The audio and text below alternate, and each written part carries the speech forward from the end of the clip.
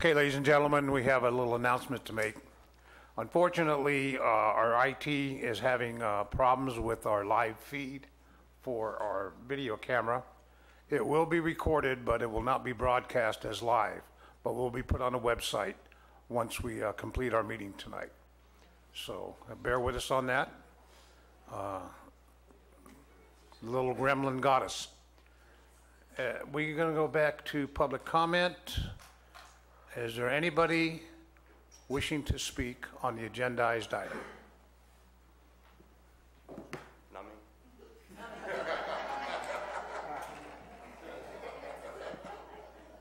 Okay, having seen no volunteers, we'll bring it back to the board for discussion. I'll entertain any comments by the board members.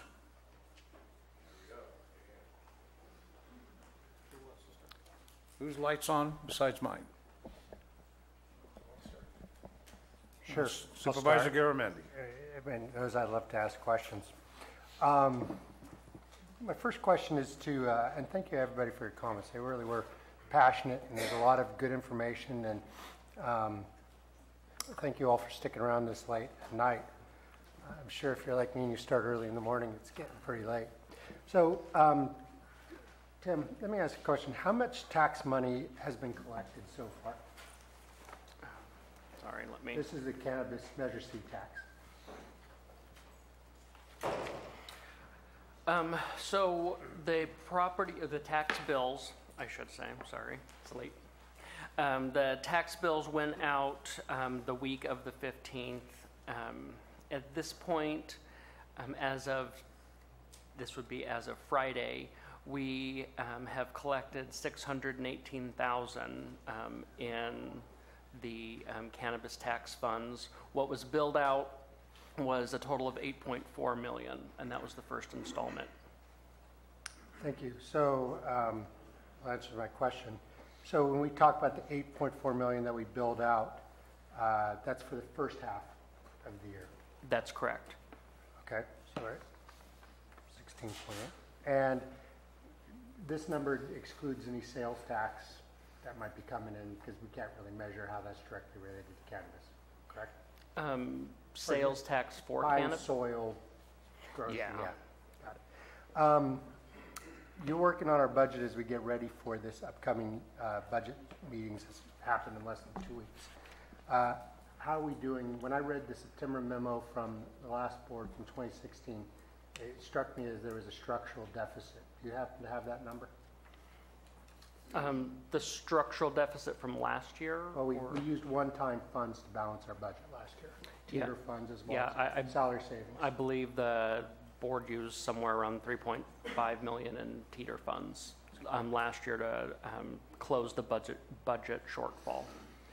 And according to the testimony earlier today, or that you put out, we need $2.3 million just to stay even with the current employees we have working on cannabis eradication, correct? There's 20 employees. Yeah, the 26 positions, 20 filled. Right. So we need about 5.8 million just to stay where we are today in new funds, right? Revenues. Are you adding then basically what the cannabis amount, that 2.8 plus estimated structural deficit from last year? Right, I'm adding the 2.3 plus. Yeah, you would get approximately that.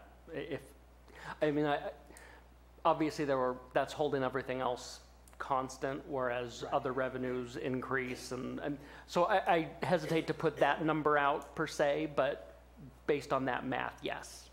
So that's just to stay solid. That's not to take care of any staff. You know, our unions have been patient and loyal since the Butte fire. We've asked them to be patient while we get our finances in order, and so that's no growth on that. You know, my main concern continues to be the safety of our communities. You know, I am concerned about being able to enforce the ban and provide safety. So I just wanted to get those numbers cleared up. That was all the questions I had. Thank you, Supervisor Garamendi. Supervisor Mills, your light's on. Yeah, it certainly is.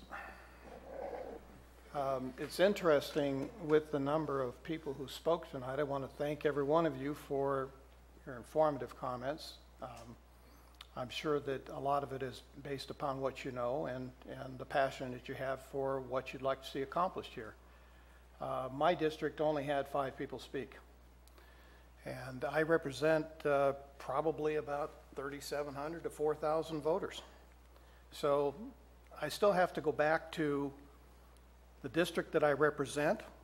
District 4 has spoken many times on this issue, including my election to the board, and I am representing their wishes. If they want something different, I'm certain that they'll be very happy to tell me so. I don't live in a bubble, which is clearly evidenced by my AB 1234 reporting out at the end of any supervisor's meeting. Please review the last supervisor's meeting. Sometimes they feel it's painful. Between myself and one other candidate, we garnered nearly 2,000 votes. But let's review the proposed timeline for the permanent ban ordinance back on February 14th. Because Peter Maurer told the board at that time he could get an ordinance in front of us for a decision by March or April.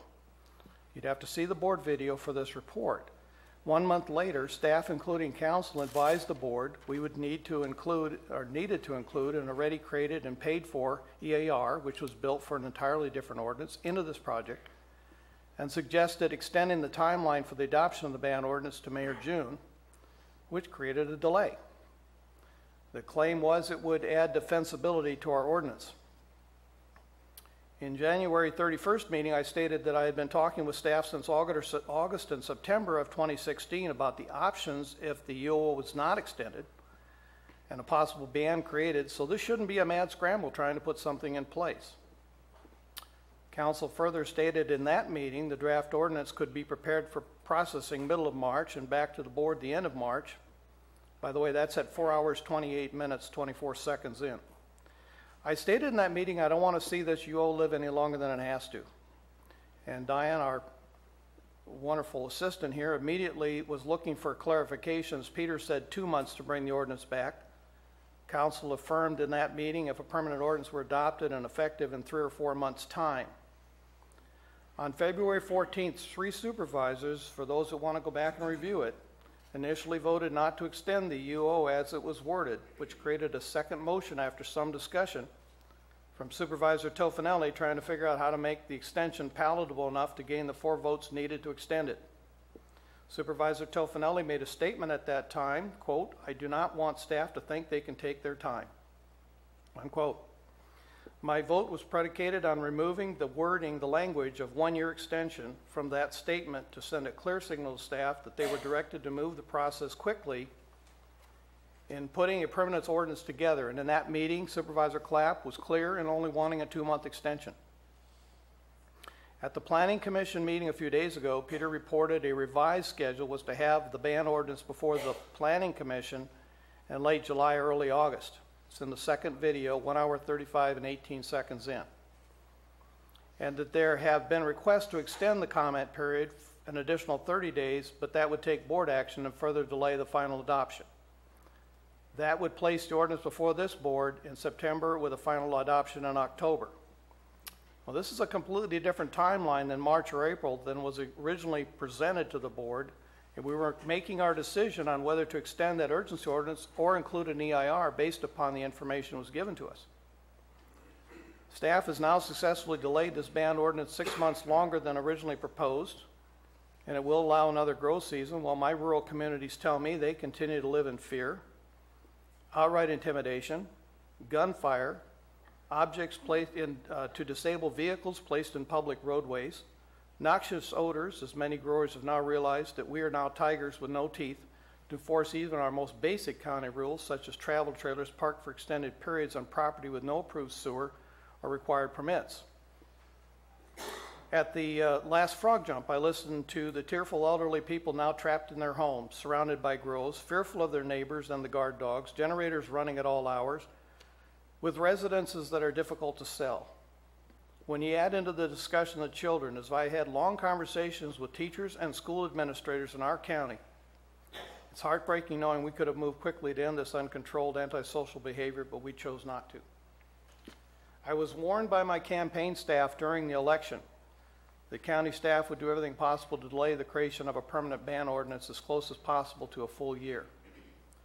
Without the UO, county staff would have been forced to move the process along quickly to create a permanent ban ordinance or give the board the ability to find outside assistance to get it done.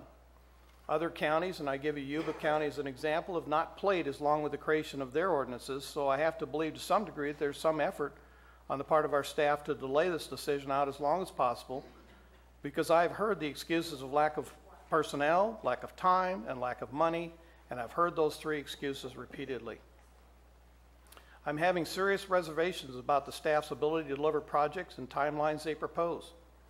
As was approved and directed by the board, and I'm beginning to think this is delaying might be intentional. Today, we have valuable staff time taken up in continuing to process applications instead of working on the general plan update, which will help to improve our economy. By the way, I have two major projects in Copperopolis that are waiting for that general plan to be done so they can start coming off the ground.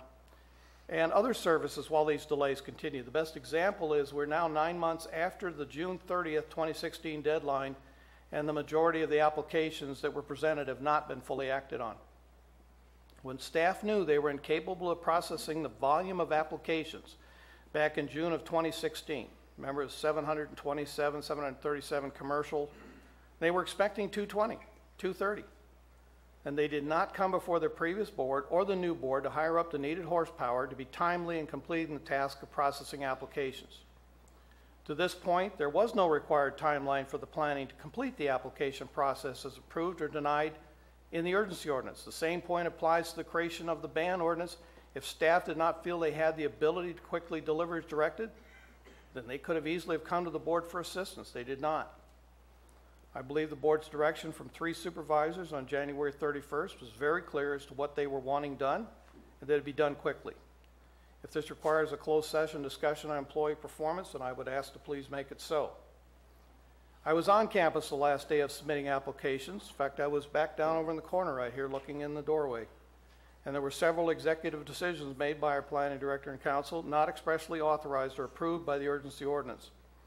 As of this date, those decisions have not been brought before this board or the previous board for discussion or approval, as they did constitute a change in the process as clearly outlined in the urgency ordinance.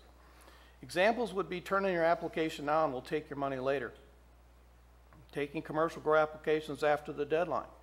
Personal grow is told to come back later and apply and pay their fee. Accepting cash without checking for counterfeit. Or returning application fees where the board did not provide a mechanism for doing so.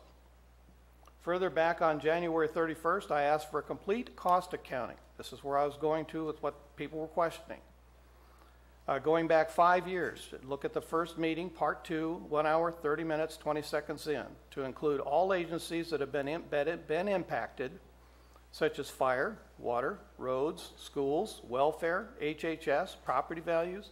Give us the full picture of what costs have incurred in service delivery across all agencies and the property tax money currently being diverted that is paying for this issue. What services have we reduced or limited because staff is engaged in this issue instead of handling what they normally do? As staff has claimed much of the costs cannot be paid for out of application fees, those costs are being paid for right now by the rest of the citizens in Calaveras County. Let's go back to before the Butte fire and see the progression and the financial impacts to our communities and the strain placed upon our ability to deliver services. People claim this was the largest industry in the county. I disagree. Calaveras Visitors Bureau claims they have that title, but I believe all forms of government is the largest part of our economy here. At least those entities report out their income completely and expenses to the federal government, so we know what role they play. It's not a guess. Now, I may need to remind you that I have run corporate and agency budgets both. So the question is, how are you going to pay for it is a question that could be more correctly stated. How much have the taxpayers of this county been paying for it all along?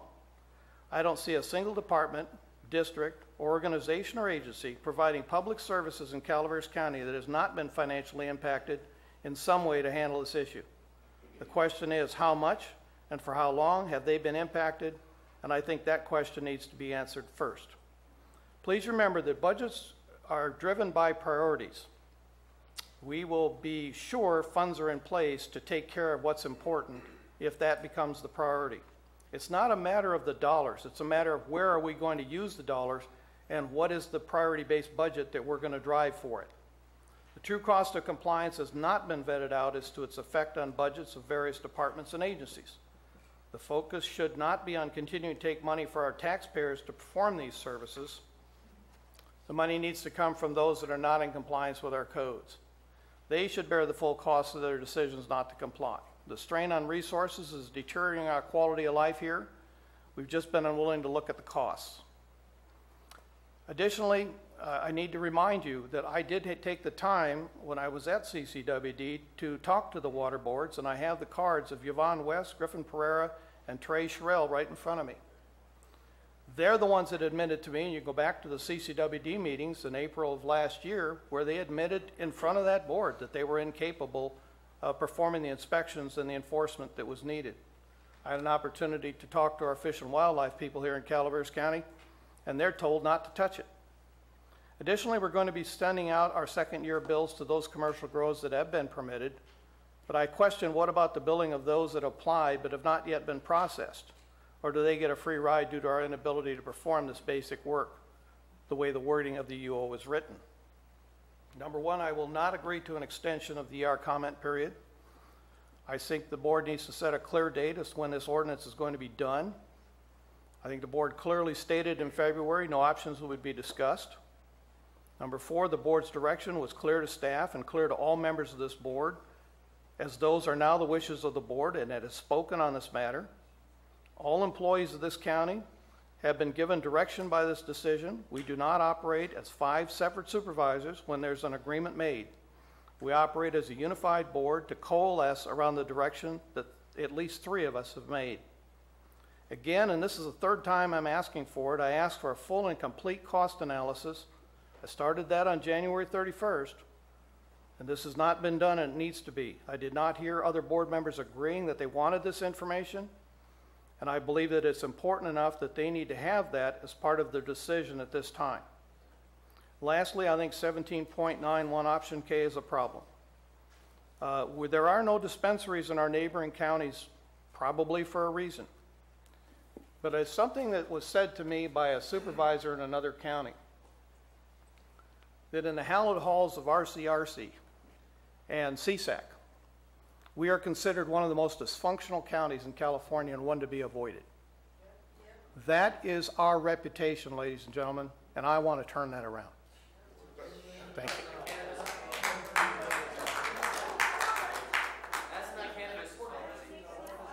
you. Ladies and gentlemen, please. Supervisor Clapp, any comments?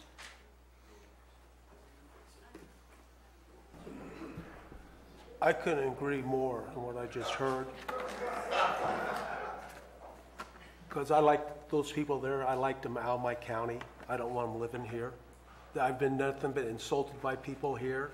So I don't know what you think, but I don't care for you. You can make all your jokes you want. I don't interrupt you when you're speaking at the thing. I listen to you. I listen to your insults to me, to my colleagues. But I agree with Dennis. I'm very upset with the way the county's running. I think I've let Tim know that quite well. I told Kim I like him to fire people. I think there's people in this county that needs to be fired. And I've got nothing from this county. Even the simplest request to get done doesn't get done. I go, this would not run in the world. This is the most dysfunctional place I've ever walked into. It's disgusting. I told Peter Maurer I didn't trust him to even do this. I go, this is horrible. This is a horrible way to run anything.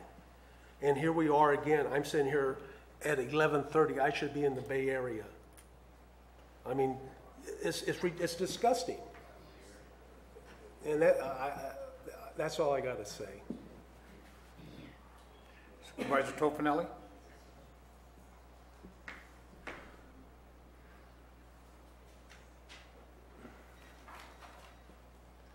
Well, you know, I asked for this study session in hopes that I could hear new information and new things by different people or even the same people.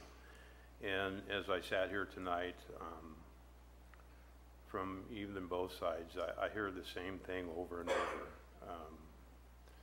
But there's a couple of things I want to address. A couple of people commented about the ordinance itself, about having to clean up their property when we get to that point. That's no different than any other business whatsoever. I own a steel business. I can't just pack up and leave and not be responsible for cleaning up the property to what it was before I took it over. That's the law. We have other businesses in this county. One is down in Wallace right now, operating a logging operation for the Butte fire trees.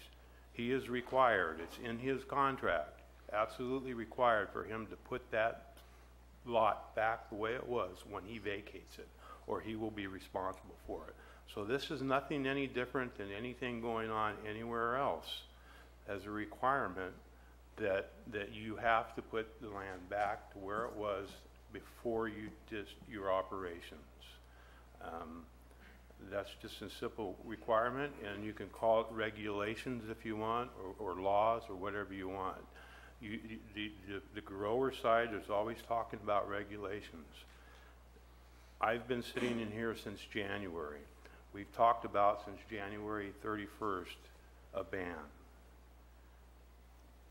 I've never heard one grower, and I was hoping to hear tonight, one grower stand up here and talk about what regulations they can stand. None of that was ever presented. The other side over here, the ban side, Mr. McNanus presented a bunch of comments on the ordinance and what they'd like to see and have done with the ordinance. Read through that stuff. So a lot of it is viable, but not one thing. All I get from people coming up here from the grower side of it is pointing fingers, making accusations at board members sitting up here, and threatening and just not benefiting their side, by doing some of the things they're saying. I'm not saying all of you are like that, but it seems like the same people are doing the same thing, trying to threat, argue, and I understand where your position is, where you're feeling that you're being backed into a corner or whatever. But you haven't presented anything on your side. If this was a court of law, it would be slam dunk. You did not present anything. Point of order. I'll hear your point of order in a moment. This is a supervisor's talking now. I get to talk and say what I want. We listen to all of this. You know, I've sat here and I've been involved in Calaveras politics for quite a few years now, and this side of this issue on both sides. When I first got thrust into the spotlight and was elected supervisor back in 2008, there was a big issue in the county called Trinitas, and the room was divided every time we had a meeting on Trinitas, and it seems like it's always going to be something in this county that's going to divide us instead of us working together to get something accomplished. But I look at and hear the same things being personal attack on a supervisor for representing his district. And I'm telling you, I represent my district. And I went and knocked on doors. I talked to a lot of people. And I ran my campaign on the fact that it doesn't belong in residential zoning. And I have not wavered from that one iota. It does not belong in residential zoning. It is what's causing us the most problems of all of this. And I will not move from that. Anything that's presented to us when we get to the ban ordinance presented to the board.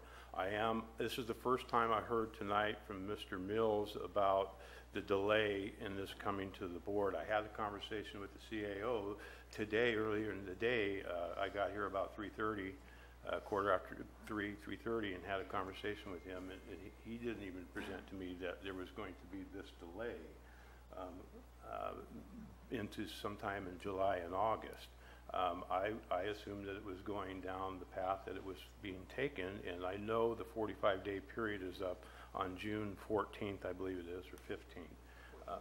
14th? Yeah, 14th. So I'm expecting it to go through the period of about a week in planning for them to address the comments on it, and then going to the Planning Commission as soon as possible. I'm in agreement with that. And then I expect it to come here to the board, and we can have adult conversations on this ordinance that's presented to this board.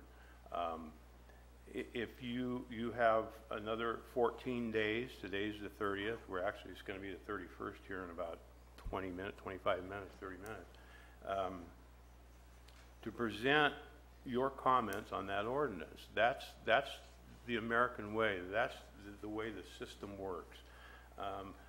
People were commenting about why it takes so long to do something or get an ordinance or anything else that we're trying to get accomplished here. That's the way the system is set up. You, as people, especially at the local level, not so much at the state or federal level, you are participants in it. It's your duty to participate. I'll tell you a little thing about being a contractor, and I have been a contractor for close to 30 years. You go through a process to get your license, and for the first 20 years, you don't hear much from the state licensing board. Then once you get to the 20-year period, then you start getting notices from the licensing board in forms of questions on what you would like to see or proposed laws. And so it's your duty. You can ignore them and not participate in it, or you can participate in it to put your input into it. And I always fill them out, and I always participate in it because I feel that's my right. At least I have the right in this country to do that. And it's all of you, this ordinance needs your participation, not standing up here making accusations, not standing up here asking questions about where this and that or what. It's your to come up and say, hey, you know what? This is what I would like to see. Not attacking one of us or all of us or some of us. Tell us what you would like to see. Answer the questions yourselves, all of you, on what you would like to see in it. You have 14 days left. You can go online on the Calaveras County website. You can go to Planning Department, and you can open up, click on, and you put your comments on that ordinance and the EIR. And I was hoping to see some of that tonight, but none of it did I see any of it. All I heard was the same rhetoric things that we've heard since January 31st. So those are my comments. Thank you. Thank you. Point of order. I'll hear your point of order, sir. We were hoping to speak about that too. The agenda clearly states the public comment happened after the ban ordinance discussion. From 8:45 to 9:45, the ban alternative, curtail, tax, and regulate, was supposed to be discussed. That's what I wanted to talk about. I'm with you, Gary. I wanted to talk about that. I've got suggestions. All right, ladies and gentlemen, let him have the floor, please. Public comment during the ban ordinance discussion. That's not what I was here for. I didn't want to take up any more of your guys' time. Sorry we weren't able to talk about that. It's your agenda. Weren't you offered the opportunity to speak that then when we were discussing a public comment on the agendized item? We discussed the ban ordinance with staff here. We did not go into the segment. It was clearly in the agenda about ban alternatives. That's why I didn't come up and approach the voting. That's why I didn't talk about certain factors that Mr. Tobinelli provided here. Yeah, come to the podium and speak, would you please?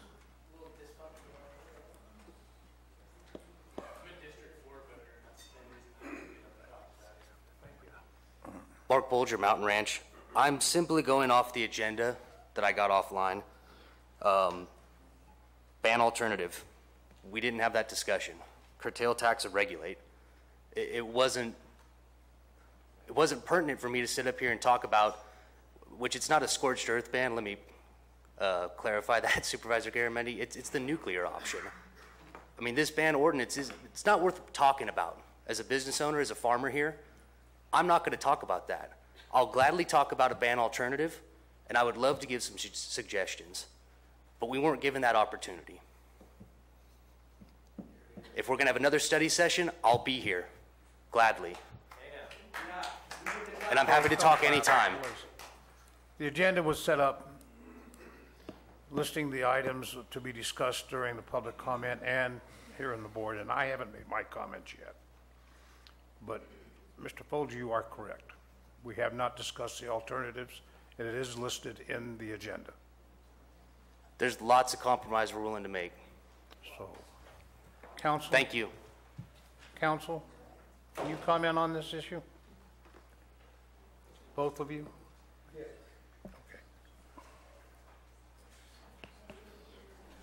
Okay.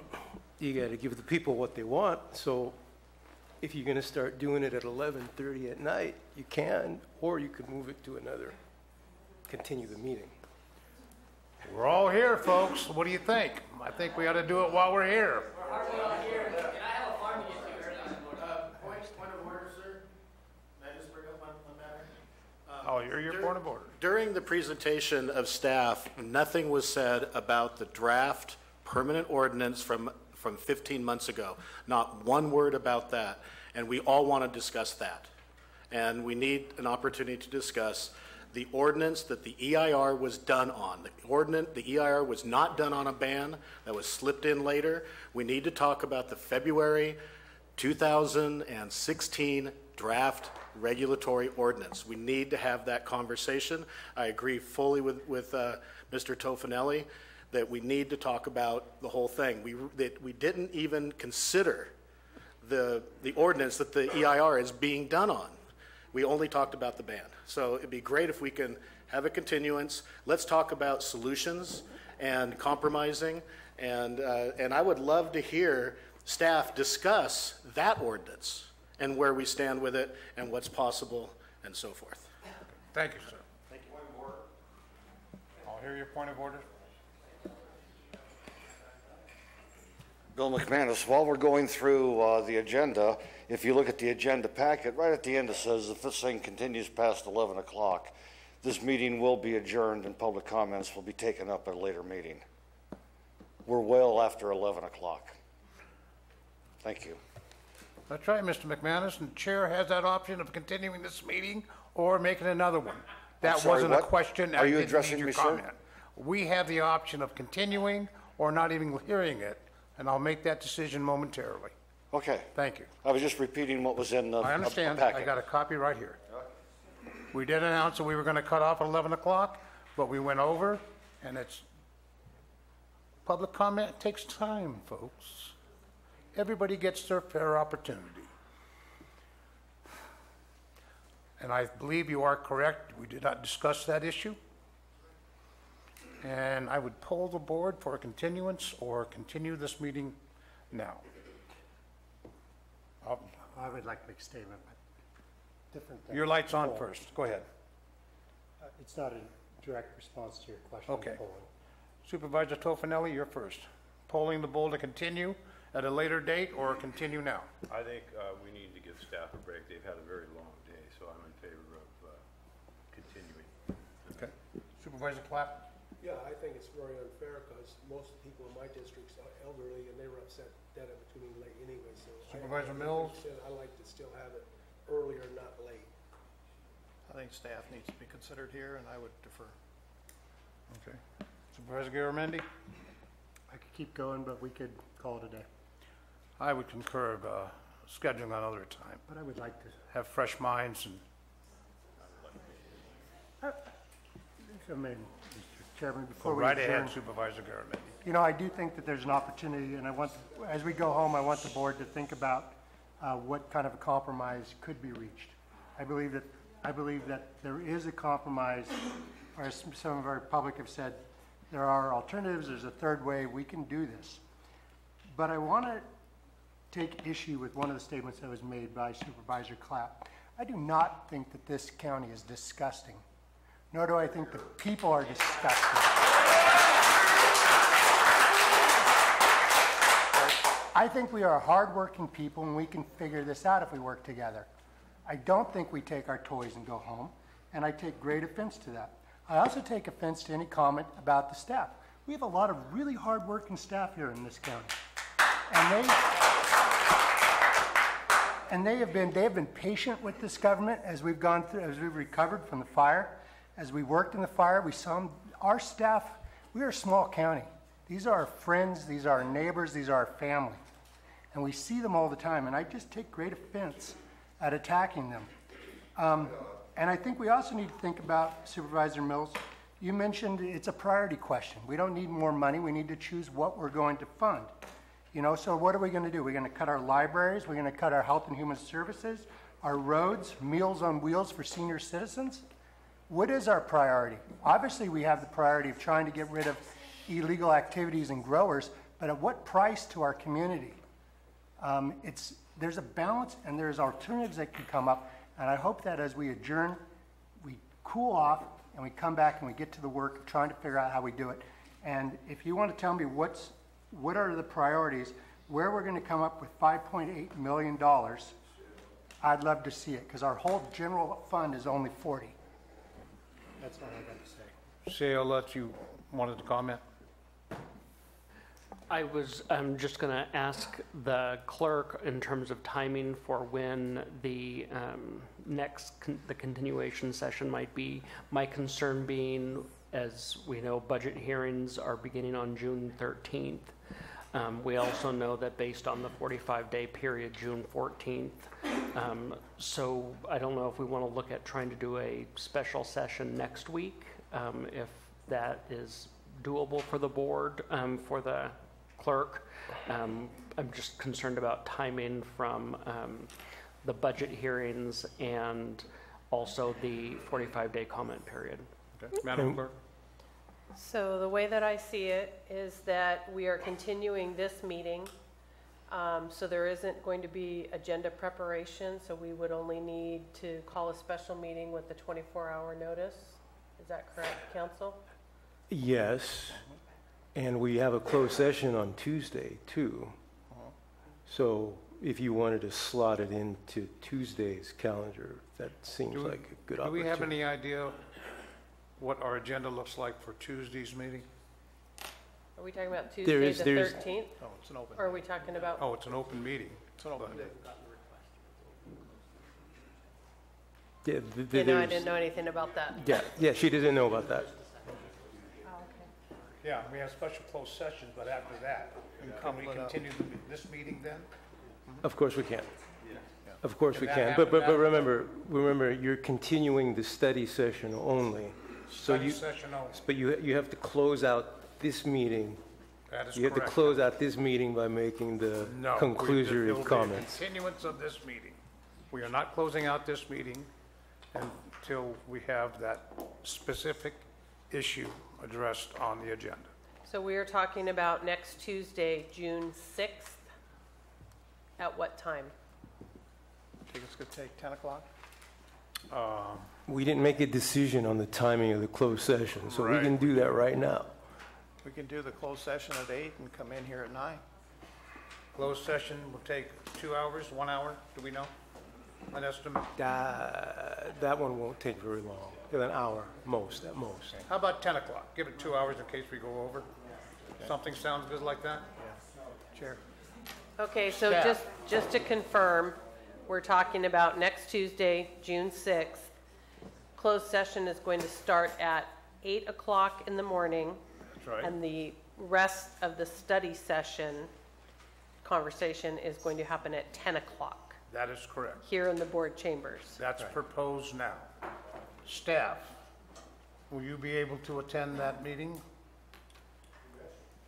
There's one. Two. Sheriff?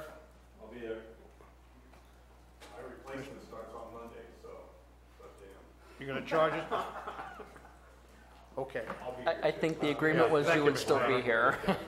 All right. Ladies and gentlemen, One point I'd like to add. this meeting will not be closed. We will continue this meeting on Tuesday, June 6th at 10 o'clock in the board chambers, specifically to discuss the item listed on the agenda of the alternatives. And at that time, there'll be a consultation with the board members once again, and you'll be able to have public comment on that issue only. And we will allow everyone a chance to speak at public comment regarding that issue only. Is that perfectly clear? This is not school, sir. If there's a No. point of order, let me know. Point of order. I'll hear your point of order. Is Mr. Mills going to explain to us how he plans on funding the band this evening, or will we wait till that other date? You'll have to wait. You'll just have to wait and address that in public comment, sir, when we discuss the item on the agenda. So can we address that again? Because we addressed it earlier today, and he said he was going to tell us tonight, but I guess at the next meeting, we were only allowed to address that other thing. Can we address that again at the next meeting? No, we're going to address that specific item It's on the in the agenda item regarding the alternative measures to the ban. What about the plan? I'm not, sir, one at a time, and I'll answer one more question. Go ahead. What about he said that he was going to explain to us tonight how he had planned to pay for the band. He's been alluding to this plan for months now, and he told us that he would tell us tonight how he was going to do it. That's up to him, sir. Can you please explain that to us now, Mr. Mills? That's why my light was on. One of the things that I'd asked for early on, I believe it was in the January or February meeting, was to have a workshop, a retreat, if you will, to allow the board a chance to get together to decide what their priorities were. What are your goals over the next 2 years? I think it's very important for us to know what our goals are so that we can align our budget with what those might be. And without that, and then maybe this is what you need to do, is take a minute, get on the internet and look at priority-based budgeting and understand what that really means. And then if you have questions, maybe we could do a one-on-one conversation to get some clarity for it. I don't intend to dance around in your head at midnight when you're trying to go to bed thinking about this item. It is fairly simple. It's fairly straightforward. It's a matter of what is important to us as a county as we deliver our services. That's first. But what does it cost us to deliver those services up till now, because we've been taking money out of the general fund to do something which was not a priority, because we are not in priority-based budgeting right now. So I'll talk further on it. I do want you to understand it, but I can tell you sometimes it takes 4 to 6 hours to just have a short course on budgeting before you can really wrap your head around it. I don't mean that demeaningly, but you really need to understand what budgeting is about, because agency budgeting is very different from what you see in corporate. Okay. Ladies and gentlemen, we're almost complete to our postponement. I have yet to make my comments. Number one, I joined Supervisor Garamendi in the degrading of our staff. Supervisor Mills, I don't agree with or concur with his statements. I think our staff and our employees in this county do an outstanding job with what resources they have. And I am not going to discuss my position on the special issue on the agenda item until the meeting, but I have a position. And I'll let you know that at the 6th meeting at 10 o'clock. Staff, any further comments? Board, any further comments? This meeting is continued to June 6th, 10 o'clock in the chambers.